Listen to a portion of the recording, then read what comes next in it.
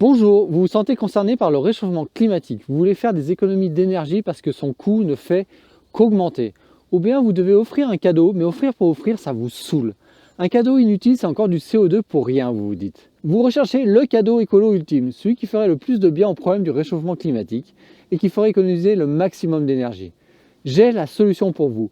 C'est non. Avant, il faut que je vous parle de 2-3 petites choses.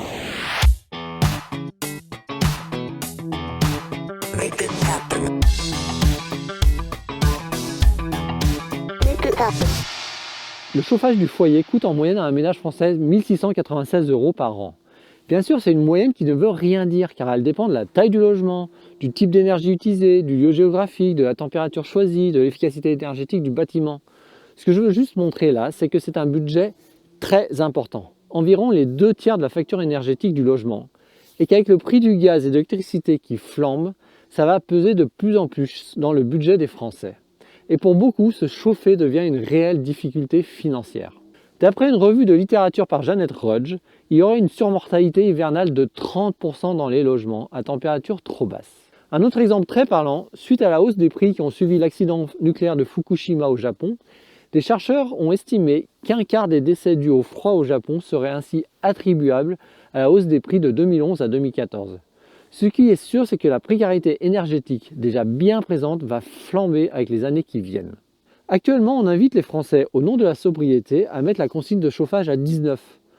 D'ailleurs, saviez-vous que maintenant, cette question du 19 degrés est devenue une question juridique ? Les articles R241-25 et R241-26 du Code de l'énergie indiquent qu'il est interdit de se chauffer en moyenne à plus de 19 degrés. Une amende de 1 500 € en cas d'infraction ou de refus de contrôle par un agent. Rassurez-vous, personne ne vous surveille. Mais au fait, pourquoi 19 degrés ? Le confort thermique, c'est une sensation de bien-être lorsqu'on est exposé à une ambiance intérieure. Mais quelle est cette température de confort ? Pour certains, la réponse ultime à tout, c'est 42. En tout cas, quand on parle de chauffage, la réponse ultime que l'on sort de partout, c'est 19 degrés. C'est la température du confort thermique. Tout le monde le dit, même l'ADEME. Alors si l'ADEME le dit, voilà, point, fin de discussion, c'est 19. Mais au fait, est-ce que ça a toujours été 19 degrés ? Renan Viguier a fait une thèse sur cette question. Et voici la courbe qu'il présente. Cette courbe représente la température préconisée pour le chauffage de la pièce principale de 1906 à aujourd'hui. Ce qui correspond à la période où les techniques de chauffage se sont fortement diversifiées et généralisées. On voit que ça oscille entre 15 et 20 degrés. Le 18 degrés en 1933 est surprenant, mais il ne concerne que les logements alimentés par le chauffage urbain de Villeurbanne. On voit qu'il y a deux périodes, avant et après 1973. Avant 1973 et surtout au début du siècle, cette norme ne s'adresse qu'aux catégories sociales favorisées.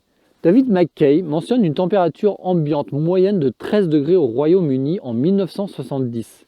Et après 1973, à cause du choc pétrolier, on cherche à mettre une température max. Ce qui est intéressant dans ce que démontre Renan Viguier, c'est que le débat autour de la température de confort est 1. Très récent, 2. Que c'est une norme construite, j'insiste construite, qui est le produit d'un mélange de visions d'ingénieurs, d'hygiénistes, d'auteurs de manuels d'économie, d'entreprises, de pouvoirs publics, d'associations, etc. Que derrière ça, il y a des considérations techniques, médicales, mais aussi morales et sociales. Une étude sur le 21 degrés au Danemark a montré que le chauffage ne visait pas simplement à réchauffer une pièce, mais à créer un climat intérieur sain. Il a même d'ailleurs changé les rapports sociaux au sein de la communauté, mais aussi au sein des familles et sur le rôle des femmes.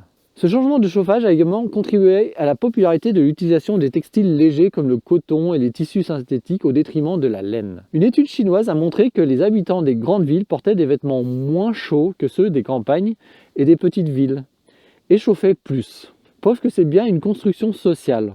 On aurait pu imaginer qu'avec le problème du réchauffement climatique, on retourne vers des normes plutôt comme au début du XXe siècle. Mais finalement, le 19 degrés est un compromis entre les forces économiques, sociales et les habitudes. Et si chez vous, vous souhaitez moins chauffer, il faut prendre conscience que ça va changer vos rapports aux autres, à vos habitudes et à vos vêtements. Et je me demande si le frein à moins chauffer n'est pas surtout là. Ce 19 degrés qui est recommandé, sur lequel s'appuient les calculs thermiques, ne dit rien du confort thermique. Oui, votre confort thermique dépend de 6 paramètres. La température de l'air, celle dont tout le monde parle. La température des parois. Nous échangeons en effet par rayonnement avec les parois, qui peut avoir une grande influence dans la sensibilité du ressenti de la température. La vitesse de l'air. Nous avons une petite couche d'air, la couche limite à la surface de la peau, qui isole un peu notre corps, et quand un courant d'air ou un vent souffle, il emporte cette couche d'air, le corps devant donc en chauffer de nouveau une autre en se refroidissant. Par exemple, un courant d'air de 1 mètre par seconde fait chuter la température ressentie de 4 degrés pour une température ambiante de 10 degrés. Notre perception de la température dépend également du taux d'humidité dans l'air. En hiver, l'air plus sec favorise l'évaporation et de ce fait le refroidissement de la peau. À température égale, plus l'air est sec, plus on ressent la sensation de froid. Aux températures habituellement constatées dans un lieu chauffé, la température apparente, c'est-à-dire la perception subjective de la température qui exprime l'état de bien-être des personnes, augmente environ de 2 degrés si on augmente l'humidité relative de 25 à 50%. Mais attention, chauffer un environnement trop humide est plus difficile que de chauffer un air sec. Donc il faut aérer aussi. Le métabolisme. On n'est pas tous égaux face au froid. L'âge, le sexe, la quantité de graisse et de muscles ont un impact sur notre résistance au froid. Mais on peut habituer son corps au froid. Au fur et à mesure que l'accoutumance se développe, les réponses physiologiques au froid deviennent moins prononcées. Moins de frissons, moins de réponses vasoconstrictrices cutanées, c'est-à-dire une diminution du diamètre des vaisseaux sanguins afin de diminuer l'échange thermique au niveau de la peau. Donc habituer son corps à vivre dans une pièce à 19 degrés, ça marche. Les études montrent même qu'habituer une petite partie de son corps au froid déclenche des mécanismes d'habitude. On a pu mesurer par exemple sur des marins qui manipulent des filets et passent des longues heures les mains dans l'eau froide. L'habillement, mais on verra ce paramètre plus tard. Les actions engagées pour améliorer le confort thermique font appel à une isolation des logements. Parfois, on peut observer un effet rebond à la suite d'une isolation, car les personnes vont finalement augmenter leur température de consigne. Mais souvent aussi, l'isolation est inaccessible car trop chère. Ou bien le propriétaire ne souhaite pas investir pour le confort de ses locataires, qui eux n'ont pas la main pour la faire et subissent le froid. Dans ce cas-là, tout n'est pas perdu. Il existe d'autres solutions moins onéreuses pour éviter de subir l'inconfort du froid. Et là, regardons ce que faisaient nos ancêtres. Ils ne chauffaient qu'une pièce, parfois dormaient tous dedans. Même quand tu étais dans un château, l'air y était glacial. Pour régler ce problème, ils ont inventé plein de solutions avec l'idée non point d'isoler le château, mais d'avoir une isolation locale. Avec des rideaux autour du lit, des paravents thermiques, des chaises à baldaquin qui, par exemple, emmagasinaient la chaleur issue du poêle pour la restituer à la personne assise dedans. Ce que l'on retient de cette partie est qu'il y a un intérêt à avoir une isolation locale quand on ne peut pas avoir une isolation globale de notre logement. Et la meilleure isolation locale, c'est de porter une isolation sur soi. Oui, car notre corps perd quasi tout le temps de la chaleur. Porter un vêtement chaud permet de limiter ces pertes de chaleur. La capacité isolante des vêtements se mesure en clos. Un clos, c'est 0,88 R, R étant l'unité de résistance thermique utilisée pour l'isolation des bâtiments. Un clos correspond au confort thermique d'une personne au repos, portant un costume de 3 pièces et des sous-vêtements légers à une température de 21 degrés. Chaque changement de 0,18 clos compense un changement de 1 degré de la température de l'air.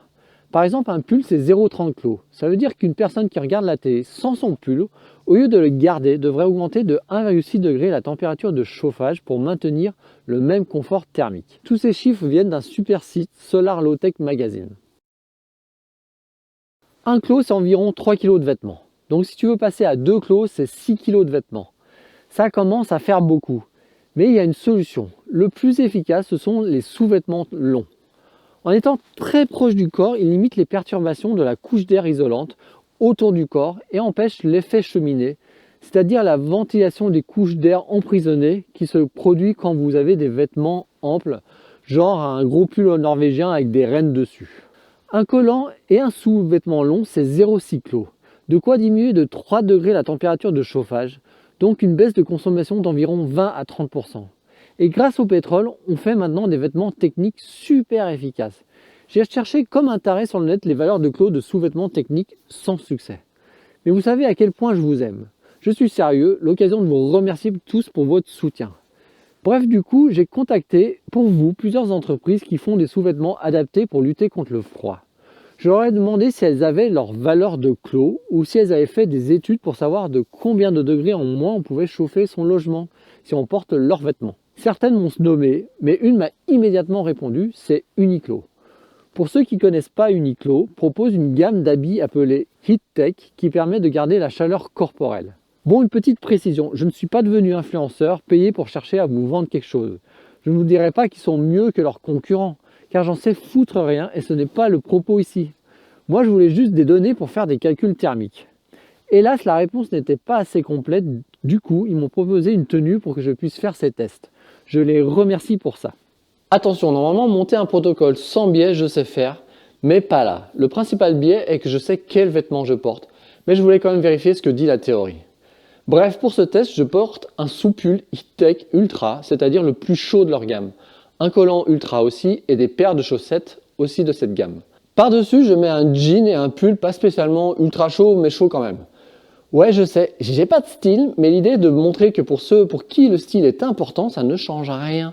Pour l'expérience, je vais prendre la pire des configurations, moi, devant mon PC pendant 3 heures. Parce que dès que je parle de baisser sa température de chauffage, on me sort « Oui, mais moi, devant mon PC, j'ai froid ». Très bien, faisons ce test. Ce que j'ai fait, c'est baisser la température de ma chambre qui me sert de bureau à 10 degrés pendant 2 jours, pour que même les murs irradient le froid. Prêt, je pense que ça va peler. Bon, en fait, tout va bien. Non, en vrai, au bout de 30 minutes à 10 degrés, ça pique un peu, hein. À 13, c'était un peu chaud aussi. 14, j'avais encore froid aux mains, mais vraiment. Et puis, finalement, vers 16, super bien. Et 17, Byzance. Donc moi, je conclus qu'à 17, je suis vraiment bien, voire 16. Et les chaussettes chaudes, je ne pensais pas que c'était si déterminant pour le confort. D'ailleurs, si vous avez froid, je vous invite à changer régulièrement vos chaussettes parce que les pieds sont la partie de votre corps qui dégage le plus d'humidité, ce qui vous donne une sensation de froid. Pour savoir combien j'économise en chauffant à 16 au lieu de 19, j'ai fait appel à un expert, Jonathan, thermicien de profession, que je remercie. Et il m'a fourni les deux courbes suivantes. La première est pour une maison de 133 mètres carrés moyennement isolée, typiquement début des années 2000. Si j'étais dans cette maison en chauffant à 16 au lieu de 19, j'économiserais 2 MWh sur une année. Si je traduis en tarifs selon le type d'énergie, j'arrive à ce prix-là. Vu la fluctuation des prix, c'est plutôt un ordre de grandeur. Si cette maison était chauffée au gaz, j'économiserais, avec mon collant et t-shirt thermique, 180 €. Si c'était de l'électrique, ce serait 430 €. La voiture la plus vendue en France est la Peugeot 208. Si je regarde ses émissions de CO2, ma baisse de chauffage grâce à mes sous-vêtements équivaut à, si je suis chauffé au gaz, à 9000 km en voiture. Beau score, non? La deuxième courbe est pour un appartement de type 56 m² mal isolé. Là, l'économie réalisée serait de 2,6 MWh, soit 558 € pour de l'élec ou 230 € pour du gaz. Et là, c'est l'équivalent de 11 600 km en Peugeot 208. Pas mal pour un cadeau à 50 €. J'ai porté pendant un mois quasi tous les jours ces sous-vêtements. Ce que j'ai appris de cette expérience. 1. Le plus souvent, j'ai dû retirer le collant car j'avais trop chaud. 2. La sensation que partout où j'allais, on surchauffait. On réalise à quel point on est dans une surconsommation de chauffage. 3. Pas de sensation de mauvaise odeur que j'ai dans les vêtements techniques que j'utilise pour le sport. Je ne vais pas dire que je suis contre la rénovation des bâtiments, bien sûr, mais une des premières choses que l'on devrait faire, c'est changer notre rapport au chauffage. Et comme le dirait Olivier Jandot, notre relation au froid est construite dès notre plus jeune âge. Et on peut la changer. Pourquoi 19 degrés et pas 16? Doit-on avoir chaud partout dans sa maison? Est-il nécessaire de chauffer sa chambre et sa salle de bain pour les 10 secondes où on sera à poil? Est-ce gênant de porter un bonnet chez soi? En tout cas, cherchons avant tout à chauffer les personnes et non les bâtiments. Inspirons-nous de nos ancêtres. Recherchons chez eux toutes les bonnes idées et bien sûr, il n'y a pas une seule solution unique, mais mélangez-les le plus possible. Les mitaines pour bosser sur un ordinateur, le plaid sur le canapé, la bouillotte et le bonnet de nuit, un tapis chauffant pour son poste de travail ou son lit, etc. Et s'il y a des coupures d'électricité, eh bien allez chez vos voisins ou amis et passez vos soirées ensemble comme on faisait avant quand le combustible était précieux.